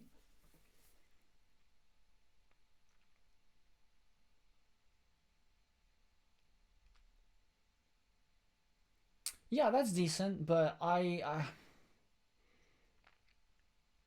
like this move facing the other way, just so that you can meeple this road when you get the straight line. Excellent move for a StatMat. Ooh, but he kind of needs this tile everywhere. So of course you want to continue your city, but you also want to start this new city over here, and you also want to save your spot over here, because if you put this tile over here, it's really, really nice. I think the priority would be saving this little guy though, because it would be very lonely in here with just 2 points. As much as all the other moves are really, really good. But, you know, maybe it's really not that bad, because you put this guy over here, and then you get to connect to this road, and then you kind of need to hope to that this spot that you were initially trying to block, that not actually it frees itself out. It's possible to do that. Oh man, these closed positions, I haven't played them in such a long time. I kind of miss this stuff.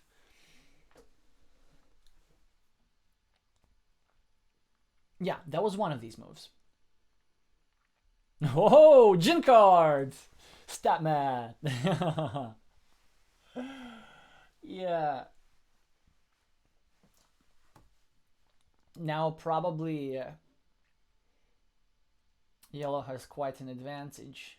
Well, he will pay a price. Red is now probably thinking between this move and this blocking move. Now, I guess if you are yellow, yeah, you have to keep trying, right?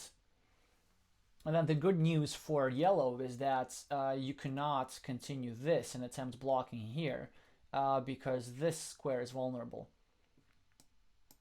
But I like this move because it still leaves a lot of... Okay, now if you're stat mat, there are two good moves. Well, there's several good moves. One is then you can put your curve over here and start a new road, perhaps. The other one, you can start a ring road over here. The third one is you can connect these two roads, protect your meeple somewhat, and then try to attack this square. And the fourth move is over here. I think I like this a little bit more. Yeah, you know why? Exactly because of this. Because you're with blocking from this side, you are creating an opportunity for passive defense. And in this case, the passive defense, sorry, not the passive, I'm using the German terminology, indirect defense. What this does is that it blocks this meeple entirely, by the way. Because it was an advantageous situation that this meeple was so nicely protected.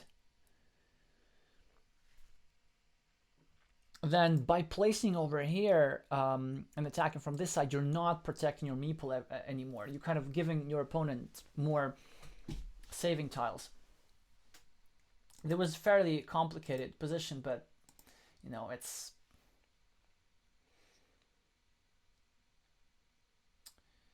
But I think this move was not the best one. It actually takes a lot of skill to recognize not only when to block, but also how to block. And also look at the unintended consequences of your potential blocking.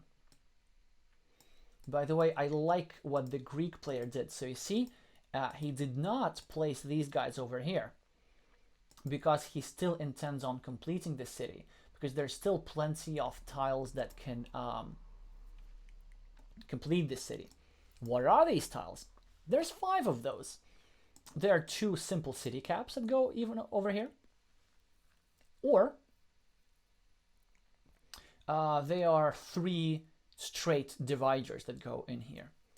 On the other hand, StatMat has 3 blocking tiles. He has basically, if you stick in a starting tile, that's a blocking tile. Yeah, so not the best position to be in if you're yellow. I know I kind of keep changing my mind, but the game keeps changing so much. The last time I played a position similar like this, you know, with all these holes and like where you need to be careful to choose which sides to block from, was with another former world champion from kind of the pre-COVID era of Carcassonne against Ralph Querfurt, who has a screen name Navarre and some numbers. Navarre 79, I think. And the thing, he also does like a lot of these positions with the holes. He blocks a lot, but he also allows himself to get blocked. Yeah, and it's just like, the thinking is much different there. So meeples are much more valued in positions like these.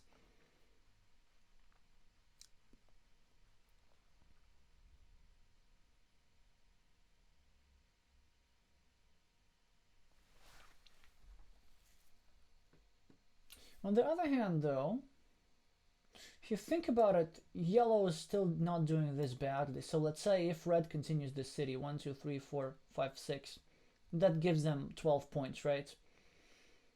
Ooh.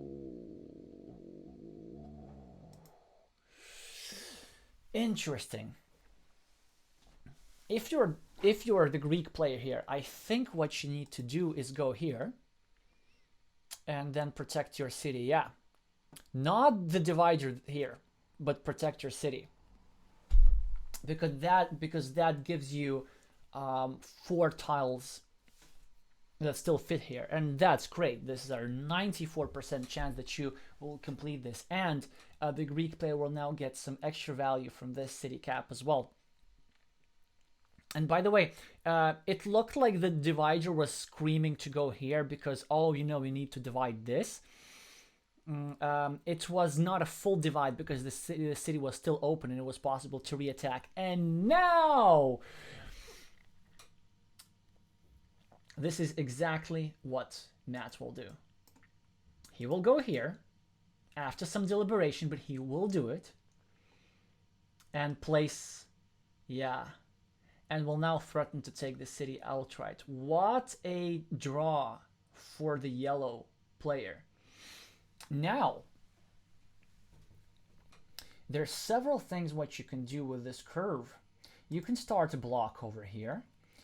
You can perhaps prevent the expansion of this bottom city over here. Or you could do this, or you could also even go here and kind of like block yourself a little bit, but also make sure that you need different tiles in different places. And that's perfect for yellow. So you connect here, and then you just wait for your Jin card.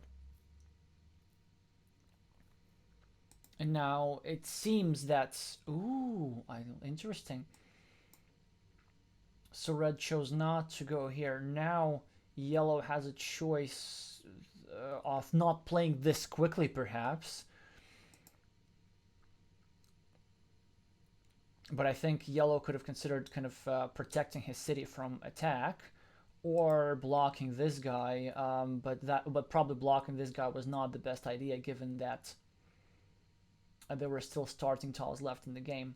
Now, if you're yellow, you probably want to prevent attacks going on in this city, so you might want to just stick in a straight line over here. An alternative you can consider is that you can partially block your city, but you can prevent this connection spot. And the reason why you might do that is twofold. First of all, these points that you get from this incomplete city might still be enough to win. And by the way, 1, 2, 3, 4. On the other hand, there is only a 50% chance of you getting this stuff in the first place. 1, 2, 3, 4. It started with 75%. Now that we're at 50%, maybe you don't have to block this anymore. Instead, he chooses to go for this, which I quite like. And now the Greek player goes here. And actually, the Greek player now has the option of not connecting over here and just hoping for the 50%er. So if you're Matt, again, you have two options. Did you see how often am I saying this? It's a very complex position that requires a lot of choices. So instead, so what he did with this move is that he secured himself 50% of victory in this game. Because if this tile comes, it's lights out. There were some alternatives, but I think, if you can secure yourself 50%, why not do that? Of course, you can also build this city over here, and of course, you can also finish your monastery, but, high variance stuff is more fun to watch. Speaking of high variance stuff, here's a 9-point field that's waiting to happen. There's still 2 of these tiles left that fit here. And whoever draws such a tile first is likely to complete the city and drop a field meeple with 9 points.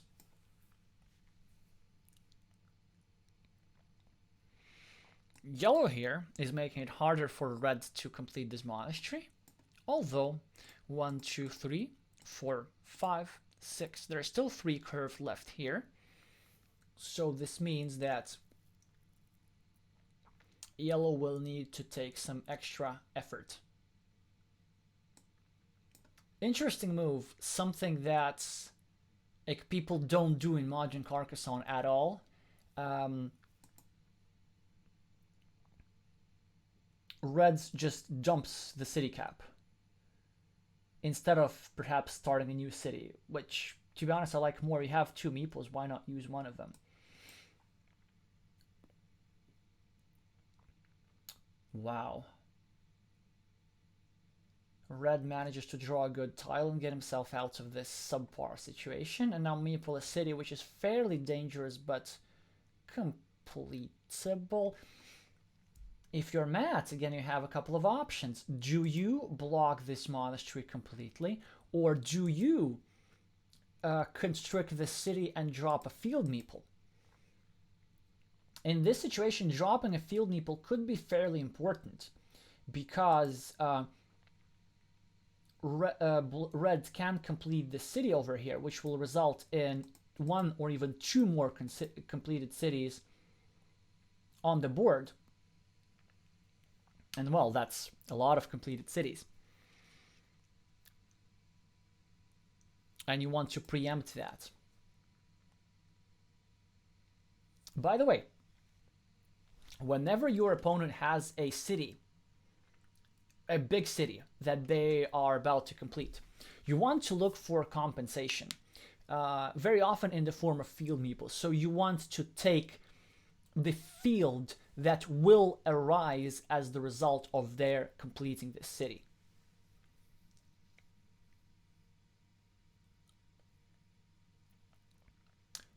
Okay, now yellow wins the game.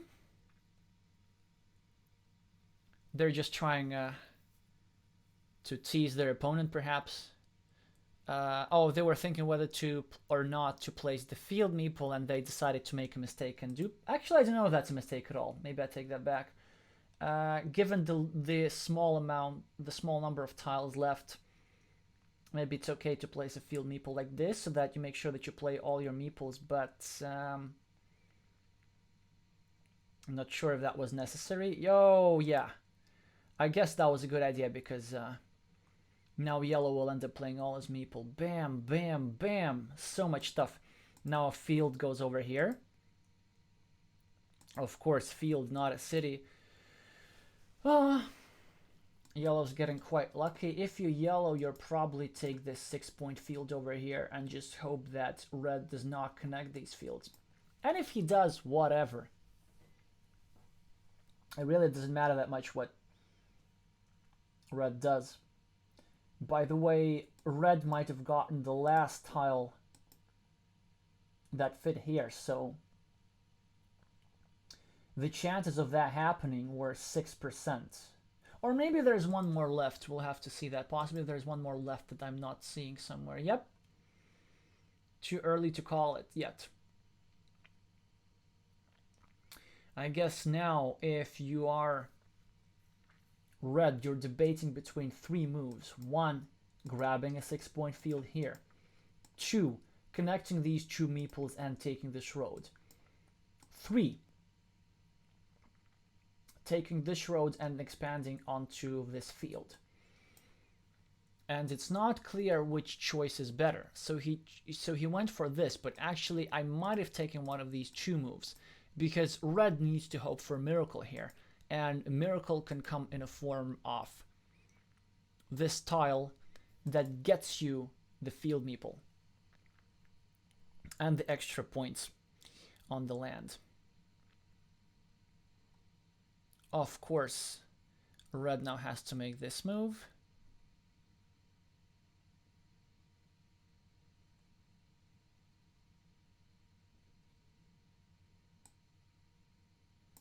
Then I guess yellow has to take... okay, 3 points here. That's nice. I would have taken 3 points here instead to prevent this 6-point field from happening. I mean, I would have placed this tile here and have taken 3 points for the city instead. Or maybe yellow calculated that it's possible to connect to this field. Then, of course, that changes everything. Nope, it was not the case. So I was still right. Oh, yeah, and +6 in the last turn. Wow. And also, yellow did get all red tiles, which will happen sometimes. 1 in 16 games. 1 in 16 games that will happen. But oh yeah, that was the third one, and with this city as well. So red also won this coin flip. So which means a run out in which yellow completes his city but red does not complete his happens only once every 32 games, and it just so happens that this game is this one. What an entertaining duel to watch. I have to congratulate the UK with a 3-2-1 victory at least. We'll see whether it's 3-2 or 4-1 just in a second. Yeah, so this is not how I expected this would end, with the world champion being the favorite, but congratulations, Matt, and congratulations, Greece. Well played, both.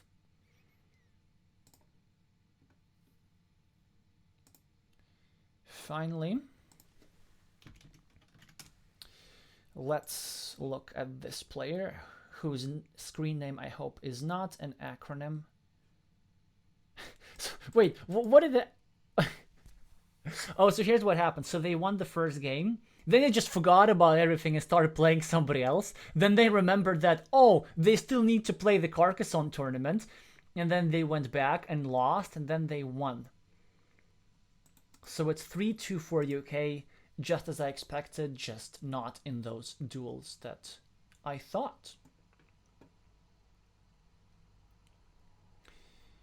So 2 of the favorites lost. Jackface lost his duel, and Pantelis lost his duel on the Greek side.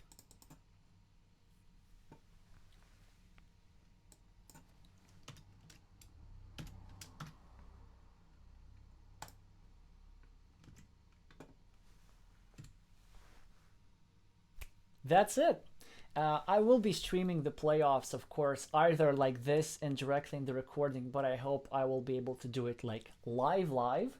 Of course, I'll be playing in the playoffs as well. Latvia is playing in the quarterfinals. I'm probably not going to be streaming that. In all likelihood, I might be playing in that match myself. But if you want to have a look at how my team is playing, I assume the Russians might stream our game in Russian. That is happening around the 20th of December, and I will let you know a little bit later. Thank you so much for watching, and I'll see you soon.